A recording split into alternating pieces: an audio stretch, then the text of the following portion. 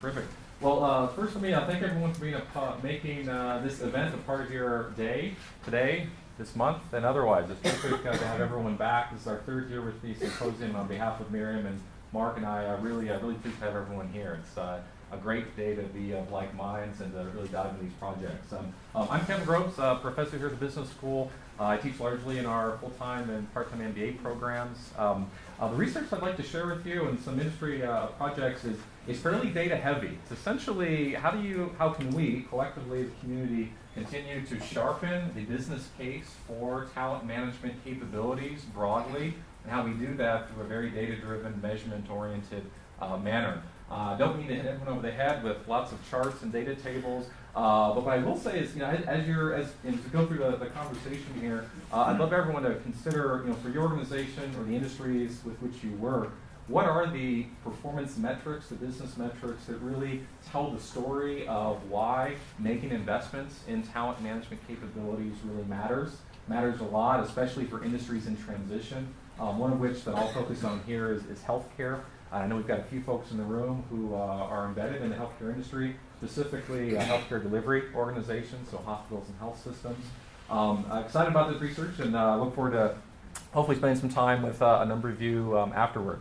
So a little bit here, business case for talent management in healthcare. Why bother? What is it about the healthcare industry broadly and specifically for delivery organizations, so hospitals and national health systems, why they should be making these investments? What does talent management provide them, given all the changes happening? I'm involved in a multi-phase longitudinal research project. It's been the last 4 or 5 years of my professional life. It seems longer. So I'm just going to be able to share with you really a snapshot of that, specifically a national benchmarking survey that try to get around what are these business metrics that really seem to be driven by excellence in talent management capabilities, what really tells the story. And I'd like to leave you with a few recommendations for your organization. And again, if you're not a part of or work with organizations that are in the healthcare industry, I think you'll find this content applicable in that there are outcomes, metrics that matter most to your senior management teams or the governing boards or accrediting bodies or other institutions that can really drive this idea of investment in the practices that we all love and believe in. So a little bit here in context, why bother focusing a research program around talent management in this space? As you all know, healthcare is going through tremendous change. Chief among them is ACA, Affordable Care Act, and essentially a massive movement of the federal government is going to reimburse hospitals and health systems not on the volume of procedures they provide, but rather the value of the procedures they provide. And it's not just that, well, we haven't cared about value before and clinical quality. It's much more of we're going to put hospitals on the spot and essentially not going to reimburse them at the same level if in fact the quality of their services are poor. Quality meaning clinical outcomes, meaning service, was I treated well during my hospital stay, etc. So as I'm sure many of you are reading in the popular press, puts hospital systems under tremendous pressure to improve. And that's where I think all the work that we do collectively around managing talent, acquisition, development, engagement, all of that matters tremendously when you have this massive strategic shift. We've now got to prepare our workforce to deliver on quality outcomes and not just on volume of services we provide. 550 crisis, as I know we had terrific presentations already around the millennials and what that means in a generational shift. I would argue in healthcare it's more like the 575 crisis, right? In 5 years, 75% or more of our senior management teams will turn over. And it's particularly acute, pardon the pun, in the nursing organization where it's essentially the workhorse of most hospitals and health systems. You can imagine 3/4 of your leadership team transitioning out, and you've got to essentially accelerate that development process to get them in, really, really pressured. Most of the executive search firms release data that I've seen suggest a relatively short hospital CEO median tenure, and so that creates a bit more instability at the top, where you have more of a need to go about the acquisition of new talent, in this case administrative talent. Healthcare, as many of you may have seen been a part of, they're relatively lagged relative to other industries and investments in talent management. They haven't made course, there are other systems, and I'll share with you a little bit about which ones I would argue are really leading. On the whole, they're doing things now that really many firms have been doing for 10, 15, 20 years. A lot of the basics around talent management capabilities. And last but not least, I think this is incredibly important, certainly in healthcare. Most of the chief HR officers and others that I've worked with, as a member of the senior management team, they're under increasing pressure to demonstrate what is the return on investment in all of the talent management things that we're doing. Leadership academies, high potential programs, the annual talent review sessions that we run. What is that providing us in terms of metrics that matter? And that's really the pressure point. So again, in a conversation afterwards, I'd love to hear what those metrics are in your organizations.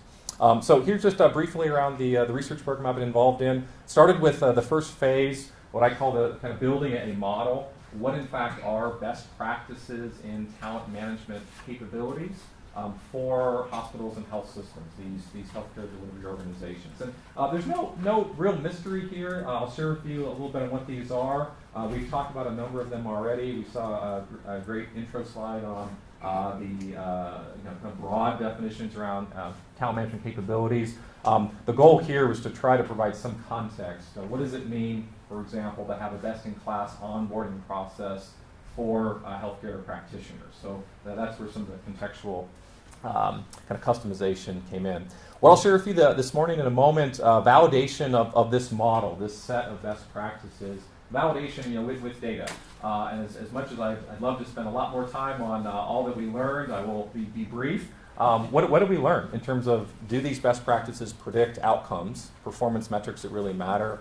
And then last but not least, I won't have time to share some case studies and client work that I've had the pleasure of doing, but I will say I've had really the benefit of working with some really leading systems, Cleveland Clinic, Sutter Health, HCA, Hospital Corporation of America, one of the largest healthcare organizations in the country, and trying to understand what do their best practices look like across these talent management capabilities. So I'd love to share more if that's of interest to anyone at a different time. So here's the model, what I call the success factors or best practices. Again, nothing here is likely surprising to most folks in the room, but rather how is it executed? For example, top management team support.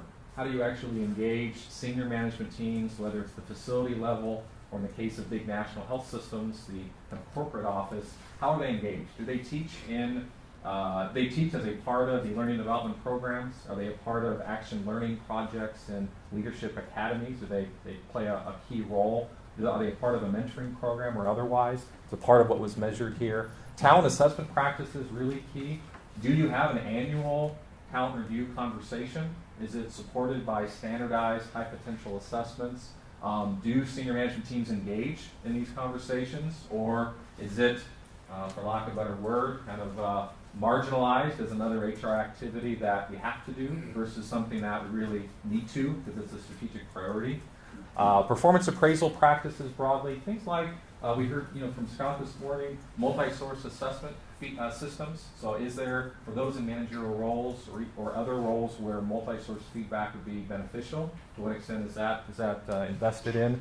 Incentive pay practices, this is a big one. You get what you measure. To what extent is being as a manager, being an active participant in the talent review process, is that in fact compensable? Is that something that is incentivized? Was a best practice that was measured. Leadership development culture. This is a really important one. I suspect many of you in this space have heard of, had worked with, or maybe are part of organizations that have a talent hoarding mentality, right? If you have hypos in your group, why on earth would you want to release them to a different part of the organization? You've lost your best and brightest. This capability essentially measures, does the culture not just tolerate but support a system-wide view of talent? That if in fact you do have hypos in your group, does the organization actually promote? Yeah, that person actually would benefit from a development opportunity elsewhere. Role-based development practices, another important one. Things like job rotations, leadership academies or action learning projects or high potential leaders and employees were actually developed not in their role but in a different part of the organization, sometimes on a part-time basis. Selection and onboarding, a critical one, and I'll share a little bit very briefly on the nursing organizations that we studied. Really critical. What do you get if you have a best-in-class onboarding process for nurses? And they're so critical and also costly to hire and retain. And finally, last best practice that's a little bit broad, talent management ROI. Is there any kind of process to measure the impact of these practices, and are they communicated consistently across management teams and the governing board? Typically, a board, either a committee of the board or more broadly. And this is part of building the case, in my view, that the systems I work with that are really leading in this space, they're very transparent. Developing management scorecard and otherwise. Okay, validating the success factors model, survey goals. So I want to do a couple things here. One, to what extent are these best practices utilized across a national sample? And two, for those systems that do utilize these, what do they get? What's the bang for their buck, right? Their investment. So here are just a few findings. And I'm going to speed through the metrics somewhat quickly here, just to get to the kind of meat of the presentation. One, we looked at traditional workforce metrics, and this again is a national survey of hospitals and health systems. So workforce performance, things like employee productivity, employee engagement, annual turnover across key groups. So nothing revolutionary here. This is more the bread and butter around do we have a healthy workforce and how do we go about measuring it? So here were a number that we looked at. These might be, I think, a bit more interesting for some in the room. Looked at leadership development and leadership diversity metrics separately. We felt, number one, to have a healthy talent management system in your organization, you should have incredibly deep bench strength in positions that matter. So we looked at leader bench strength. For example, percentage of key leadership roles with at least one ready now candidate. It's a fairly common metric to get a sense, again, across a national sample. Diversity, really important to know, perhaps not of the same importance across organizations, but in healthcare, particularly challenging in terms of certainly not the degree of diversity, particularly ethnic diversity in senior management teams. So that was a part of what we looked at. Okay, last but not least, this is where it does get a little bit healthcare wonky, and I will not pretend to be certainly an expert here, but I will say this is the value-based purchasing metrics is essentially the federal government. This is a part of the Affordable Care Act. It's their way of saying if you're a hospital and you're doing good work, we're going to reward you, and if you're not, we're essentially going to punish you by not reimbursing you in the same rate as you should be based on what you've done. So the value-based purchasing is essentially a way to ensure quality of care and to reward those hospitals that are doing well. Sample characteristics. So who participated? National sample, we had 133 hospitals and health systems that participated. We get a brief breakdown here. A fairly good cross-section of what we would see. Mostly these are large health systems and community hospitals and some specialty hospitals as well.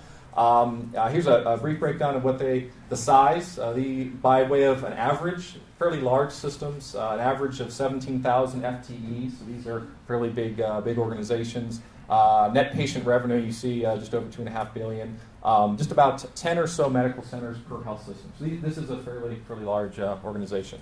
Who were the respondents for this benchmarking survey? Largely HRVPs and chief human resource officers. So the logic being, at least hope, was that they were closest to the talent management systems in the organization. For a lot of the larger systems, VP of talent management or acquisition was the survey respondent. Okay? So here's what we found out, and I'll be brief. So across these best practices, we saw this, according to this sample, this representative sample, our hospitals are doing really well in health systems around talent management support, or at least they say they are.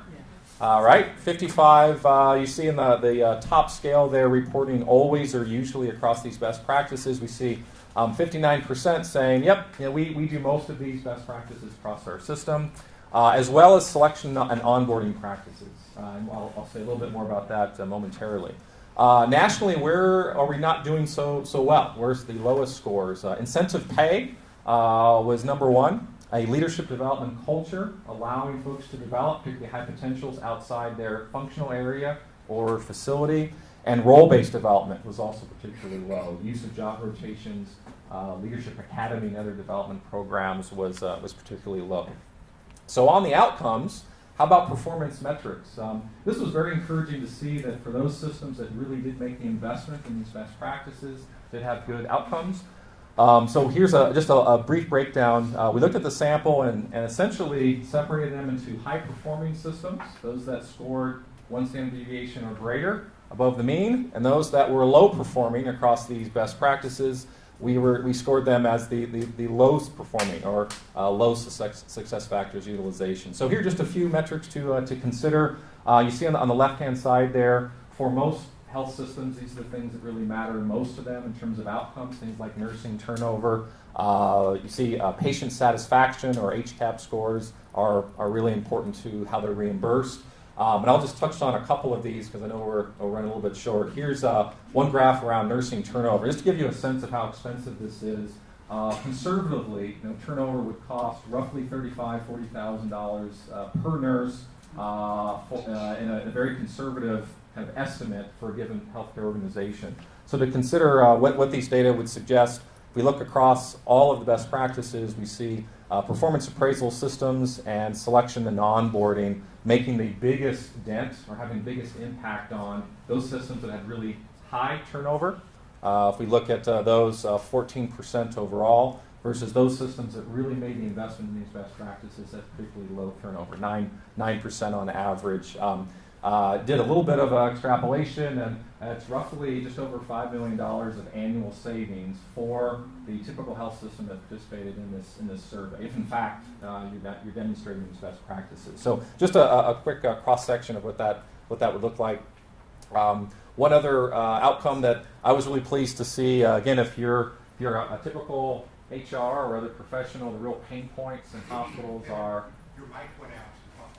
Oh, pardon me. Thank you, Mark. It did go out. Okay. The real pain point for many health systems is patient satisfaction because it's reimbursable. This was encouraging to see that this is all government data, not reported by the health systems. To what extent are patient satisfaction scores driven by these best practices? And so we see a number of key drivers here: performance appraisal, talent assessment, and incentive pay.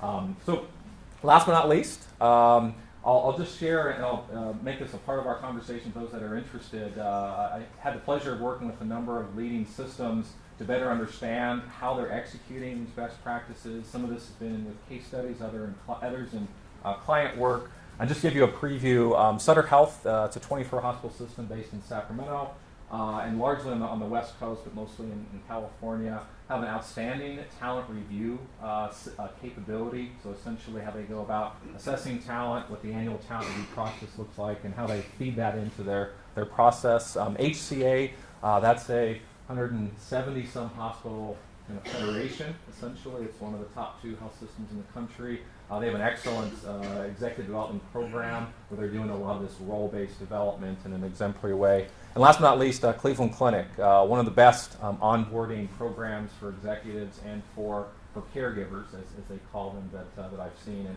so if any of those topics are of interest, be happy to chat with you further. So thank you for your attention.